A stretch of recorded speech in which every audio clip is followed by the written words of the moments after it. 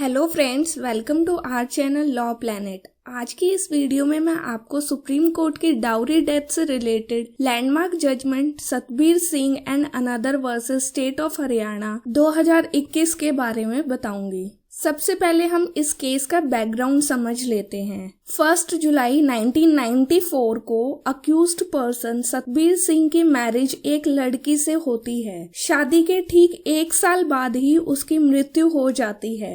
31 जुलाई 1995 को करीब शाम 4 से 4:30 के बीच लड़की के पिता को फोन पर यह सूचना मिलती है कि उनकी बेटी हॉस्पिटल में एडमिट है और जिंदगी और मौत से लड़ रही है। पिता को जैसे ही इस बात की जानकारी होती है, वह तुरंत अपनी पत्नी और बेटे के साथ हॉस्पिटल पहुंच जाते हैं और वहां जाकर वह यह देखते हैं कि उनकी बेटी की जलने के कारणवश मृत्यु हो जाती है। उसके बाद लड़की के पिता ने अक्यूज्ड सतबीर सिंह और उसके भाई पर आईपीसी के सेक्शन 304B डाउरी डेथ और सेक्शन 306 अबेटमेंट ऑफ सुसाइड के तहत केस फाइल किया। लड़की के पिता ने ऐसा इसलिए किया क्योंकि शादी के बाद उनकी बेटी ने कई बार उन्हें और उनके बेटे को यह बताया था कि दहेज कम लाने की वजह से मेरे ससुराल में मेरे साथ क्रुएल्टी और हरासमेंट हो रही है। केस कोर्ट में गया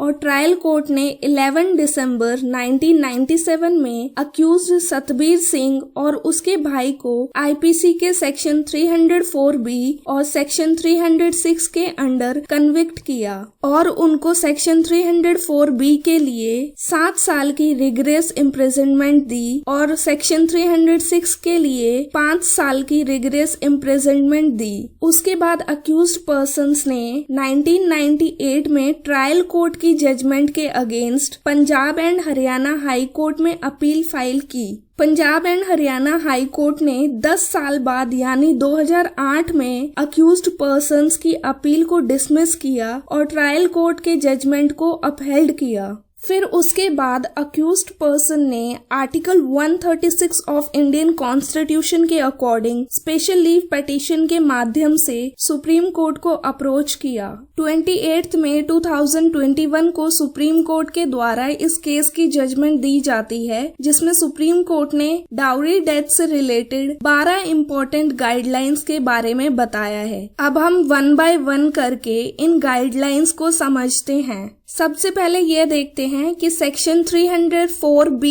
डाउरी डेथ क्या है। Section 304 of IPC states that where the death of a woman is caused by any burns और बॉडीली इंजुरी और occurs otherwise than under normal circumstances within 7 years of her marriage, and it is shown that soon before her death she was subjected to cruelty or harassment by her husband or any relative of her husband for or in connection with any demand for dowry, such death shall be called dowry death, and such husband or relative shall be deemed to have caused her death। इस section के 5 essential ingredients है। First ingredient है कि women की death Burns या bodily injury या normal परिस्थितियों के अलावा किसी अन्य परिस्थिति में होनी चाहिए। सेकेंड इंग्रेडिएंट यह है कि वुमेन की डेथ शादी के 7 साल के भीतर होनी चाहिए। थर्ड, वाइफ के साथ उसके हस्बैंड या रिलेटिव के द्वारा क्रुएल्टी या हरासमेंट होनी चाहिए। फोर्थ, क्रुएल्टी और हरासमेंट दहेज की मांग से रिलेटेड होनी चाहिए।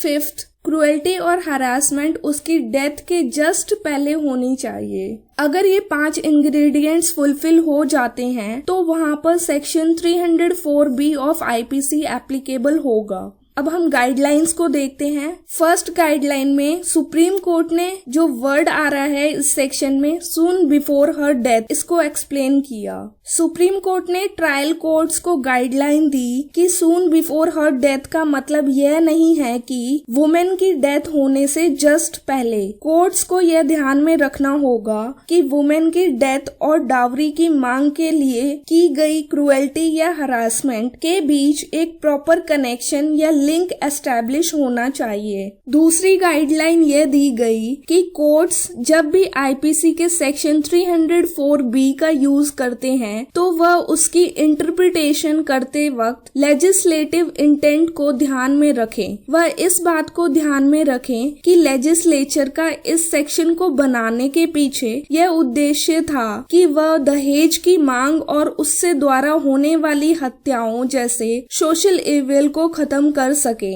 तीसरी गाइडलाइन यह दी गई कि प्रोसिक्यूशन को सबसे पहले सेक्शन 304B के नेसेसरी इंग्रेडिएंट्स को एस्टैब्लिश करना चाहिए। एक बार ये इंग्रेडिएंट्स सेटिस्फाई हो जाने के बाद एविडेंस एक्ट के सेक्शन 113B में दी गई रिबटेबल प्रिजम्पशन अक्यूज्ड के अगेंस्ट ऑपरेट करेगी। इस गाइडलाइन में एविडेंस एक्ट के सेक्शन 113B का जिक्र हुआ है, तो एक बार इसको समझ लेते हैं। सेक्शन 113B डाउरी डेथ की प्रिजम्पशन के बारे में बताता है, जहाँ ये क्वेश्चन अराइज होता है कि क्या किसी पर्सन ने वुमेन की डाउरी डेथ कॉज की है, और यह दिखाया जाता है कि उसकी मृत्यु से ठीक पहले उस वुमेन के साथ डाउरी की मांग के लिए क्रुएल्टी या हरासमेंट की गई है, तो कोर्ट ये मान लेगी कि उस व्यक्ति ने ही डाउरी डेथ की थी। इसका मतलब यह है कि burden of proof accused person पर होगा, उसे ये साबित करना होगा कि उसने डाउरी डेथ नहीं की है। तो सुप्रीम कोर्ट ने यह बताया कि एविडेंस एक्ट के सेक्शन 113B की प्रिजम्पशन लेने से पहले प्रोसिक्यूशन को डाउरी डेथ के नेसेसरी इंग्रेडिएंट्स को एस्टैब्लिश करना होगा। फोर्थ गाइडलाइन में सुप्रीम कोर्ट ने ये बताया कि आईपीसी का section 304B pigeon whole approach जैसा नहीं है। पिजन होल थ्योरी का कॉन्सेप्ट सामंट के द्वारा दिया गया था। उन्होंने अपनी थ्योरी में ये बताया कि जैसे मान लेते हैं कि ये 9 बॉक्सेस हैं और इनमें केवल 9 कबूतर ही बैठ सकते हैं, यानी कि इसमें 9 से अधिक कबूतर नहीं बैठ सकते। सामंट की इस थ्योरी में स्ट्रिक्ट रूल बना दिया गया है और उसी को फॉलो करना होगा, लेकिन सुप्रीम कोर्ट ने यह कहा कि सेक्शन 304B में ऐसा कोई फिक्स्ड या स्ट्रिक्ट रूल फॉलो करना जरूरी नहीं है। मतलब कि इस सेक्शन का स्ट्रिक्ट इंटरप्रिटेशन नहीं किया जाना चाहिए, बल्कि इसका इंटरप्रिटेशन वाइडर सेंस में किया जाना चाहिए। नेक्स्ट गाइडलाइन में सुप्रीम कोर्ट ने यह कहा कि ट्रायल कोर्ट्स जब भी आईपीसी के सेक्शन 304B को एविडेंस एक्ट के सेक्शन 113B के साथ यूज करे तो ट्रायल के दौरान उनको ज्यादा सावधान रहना चाहिए, क्योंकि ये सेक्शंस प्रीकेरियस नेचर यानी अनिश्चित प्रकृति के हैं। तो ट्रायल कोर्ट्स को इन मामलों में बहुत ही ध्यानपूर्वक रहना चाहिए। सिक्स्थ गाइडलाइन में सुप्रीम कोर्ट ने सीआरपीसी के सेक्शन 313 का जिक्र किया है। पहले ये समझ लेते हैं कि सेक्शन 313 क्या है। सीआरपीसी का सेक्शन 313 ये बताता है कि कोर्ट्स के पास ये पावर है कि वह अक्यूज्ड पर्सन को एग्जामिन कर सके। तो सुप्रीम कोर्ट ने यह कहा कि सेक्शन 313 का प्रोसीजर ट्रायल कोर्ट्स को कैजुअली या फॉर्मेलिटी की तरह नहीं लेना चाहिए, क्योंकि सेक्शन 313 फेयरनेस के प्रिंसिपल पर बेस्ड है। यह प्रोविजन नेचुरल जस्टिस के ऑडी ऑल्ट्रम पार्टम के प्रिंसिपल को इनकॉर्पोरेट करता है, जिसके माध्यम से अक्यूज्ड पर्सन अपने ऊपर लगे हुए आरोपों का एक्सप्लेनेशन दे सकता है। इसलिए ये कोर्ट की ड्यूटी बनती है कि वह अक्यूज्ड पर्सन से फेयरली और सावधानी पूर्वक क्वेश्चन पूछे। सेवेंथ गाइडलाइन, इसमें सुप्रीम कोर्ट ने यह कहा कि ट्रायल कोर्ट्स को अक्यूज्ड पर्सन के सामने इंक्रिमिनेटिंग सर्कमस्टांसेस यानी अक्यूज्ड पर्सन को गिल्टी मानकर जवाब मांगने चाहिए, और अक्यूज्ड के वकील की भी यह ड्यूटी बनती है कि वह आईपीसी के सेक्शन 304B और एविडेंस एक्ट के सेक्शन 113B के पेचीदगियों को ध्यान में रखते हुए ट्रायल की शुरुआत से ही अक्यूज्ड के डिफेंस को तैयार कर लेना चाहिए। 8th गाइडलाइन में सुप्रीम कोर्ट ने सीआरपीसी के सेक्शन 232 का जिक्र किया है। सेक्शन 232 यह बताता है कि यदि प्रोसिक्यूशन साइड से एविडेंस लेने के बाद और अक्यूज्ड को एग्जामिन करने के बाद और प्रोसिक्यूशन और डिफेंस दोनों को सुनने के बाद अगर जज को ये लगता है कि इस बात का कोई एविडेंस ही नहीं है कि अक्यूज्ड ने ऑफेंस कमिट किया है, तो वह जज एक्विटल का ऑर्डर रिकॉर्ड करेगा। तो सुप्रीम कोर्ट ने यह कहा कि जज को इस डिस्क्रिशनरी पावर का यूज बहुत ही ध्यानपूर्वक और अपने बेस्ट एफर्ट्स के साथ करना चाहिए।